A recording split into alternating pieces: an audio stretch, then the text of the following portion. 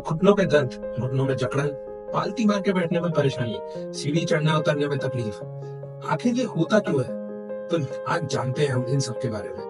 नमस्कार, मैं हूं डॉक्टर अंकित जैन और मैं हूं कंसल्टेंट ऑर्थोपेडिक सर्जन नमो हेल्थ केयर जबलपुर में। तो आज हम इन सारी तकलीफों के कारण को जानते हैं, जिसे हम ऑस्टियोआर्थराइटिस नी कहते हैं। अगर आपके घर में भी कोई भी इन तकलीफों से जूझ रहा है या परेशान है, तो आप इस वीडियो को जरूर से देखें और पूरा देखें और सेव भी कर लें। ऑस्टियोआर्थराइटिस का मतलब ही जो हमारे जोड़ों में जो चिकनी सतह होती है, जिसे हम कार्टिलेज कहते हैं, उसके घिसने को बोलते हैं, जो कि आपने बहुत बार सुना भी होगा कि हमारी जोड़ घिस गए हैं। इसी को ऑस्टियोआर्थराइटिस कहते हैं। जैसे कि ये हमारे घुटने की ये जो नीली सतह है, ये चिकनी सतह, इसे कार्टिलेज कहते हैं। अब ये किसी भी कारणवश अगर घिस जाए या इसमें दरार आना शुरू हो जाए, तो उसे हम अर्थराइटिस कहेंगे। मोस्टली ये उम्र के बढ़ने के कारण होती है या चोट लगने के कारण होती है। हमारे मोटापे के कारण भी जब घुटनों में ओवरलोडिंग होती है तो ऑस्टियोआर्थराइटिस नहीं होता है। बहुत सारे अर्थराइटिस जैसे कि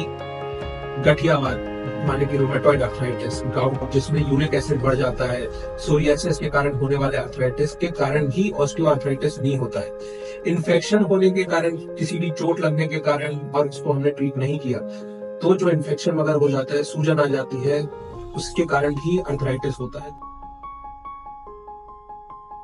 ऑस्टियोआर्थराइटिस नी से बचे कैसे? तो बहुत ही सिंपल है। ऑस्टियोआर्थराइटिस के लिए सबसे पहले हमें रेगुलर एक्सरसाइज करना है। हमें मेक श्योर करना है कि हम स्ट्रेचेस करें, हम स्ट्रेंथ ट्रेनिंग करें घुटनों के लिए। ऑस्टियोआर्थराइटिस के लिए साइकिलिंग ज्यादा बेटर है पैदल चलने के, क्योंकि जब हम साइकिल चलाते हैं तो हमारी बॉडी का वेट घुटनों पे नहीं आता, और वहीं हम जब पैदल चलते हैं तो हमारी बॉडी का वेट घुटनों पे आता है।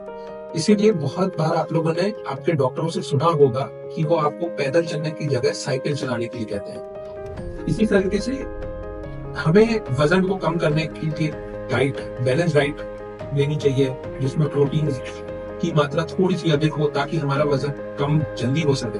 हमें गलत पोस्चर से बचना चाहिए, बाकी हमें एक जैसे ज्यादा देर ना ही बैठना है और ना ही ज्यादा देर खड़े रहना है। हमें बीच बीच में उठ के कुछ सिंपल स्ट्रेचेस जरूर से करना है। And last not the least, जूते, हमारे फुटवियर्स, ये एक बहुत मेजर रोल प्ले करते हैं। तो हमें मेक श्योर करना है कि हम एक अच्छी फिटिंग के जूते पहने।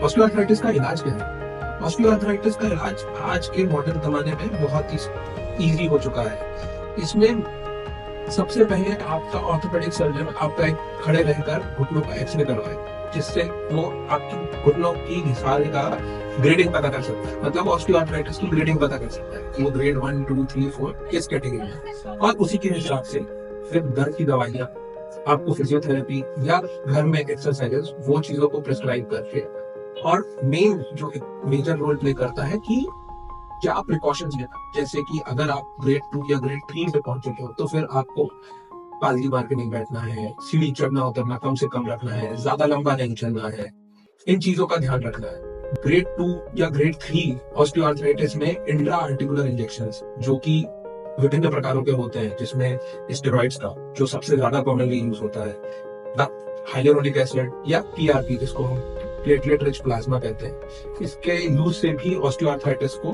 ठीक करा जाता है। ये इंट्रा आर्टिकुलर इंजेक्शन बहुत असरदार होते हैं। अगर आप ऑपरेशन नहीं कराना चाह रहे हो या आप अपने ऑपरेशन को लाना चाह रहे हो, तो डॉक्टर्स के लिए ये एक बहुत ही असरदार वेपन की तरह होता है। स्टेरॉइड्स, हाइलुरोनिक एसिड या पीआरपी इंजेक्शन, इसमें से क्या चूज करें? तो हर चीज अलग अलग ग्रेडिंग के लिए काम आती है, हम ये भी कह सकते हैं, और हर एक चीज के अपने प्रोज और कॉन्स हैं। स्टेरॉइड इंजेक्शन सबसे सस्ते होते हैं, इसलिए सबसे ज्यादा यूज होते हैं। हाइलुरोनिक एसिड के इंजेक्शन 5,000 से लेकर 20,000 रुपए तक के आते हैं।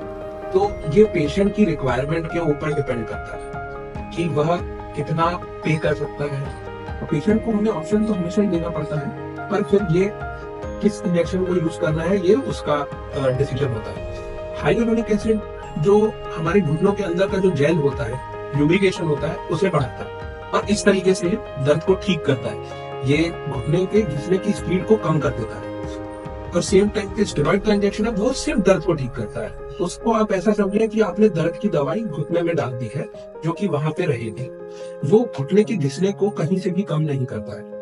और वही पीआरपी इंजेक्शंस, तो पीआरपी इंजेक्शंस को मोस्टली हम हाइलुरोनिक एसिड के इंजेक्शंस के साथ मिक्स करके लगाते हैं, जिससे जो कार्टिलेज के घिसने को कम ही करता है, जो कि हाइलुरोनिक एसिड का काम है। और पीआरपी इंजेक्शन आपकी जो चिकनी सतह है उसको वापस लाने का काम करता है। पर ये दोनों इंजेक्शन साथ में लगाने के कॉस्ट भी थोड़ी सी ज्यादा होती है। और अब अगर आप ग्रेड 4 ऑस्टियोआर्थराइटिस में पहुंच चुके हैं तो हम पेशेंट्स को नी रिप्लेसमेंट की सलाह देते हैं, जिसमें आपका घुटना पूरी तरीके से बदल दिया जाता है। इसमें ये धातु से आपके जोड़ों को की सतहों को बदल दिया जाता है और उसके बाद आपके दर्द से आराम मिलता है। तो इस तरह से हम ऑस्टियोआर्थराइटिस को पहचान सकते हैं, हम इसको प्रिवेंट भी कर सकते हैं, और हम अगर इन केस इससे जूझ रहे हैं तो इसका हम इलाज भी कर सकते हैं। तो आज के लिए बस इतना ही। आप हमारे इस इंफॉर्मेटिव वीडियोस को लाइक जरूर करें, हमारे चैनल नमो हेल्थ केयर को सब्सक्राइब जरूर से करें, और आपको या आपके जानने वाले को किसी भी और तरह की परेशानी हो तो हमारे कमेंट बॉक्स में जरूर से कमेंट करें, ताकि हम इसके आगे और भी इंफॉर्मेटिव वीडियो बना सकें। और इस वीडियो को ज्यादा से ज्यादा शेयर करें ताकि ज्यादा से ज्यादा लोगों तक ये इंफॉर्मेशन पहुंच सके। धन्यवाद।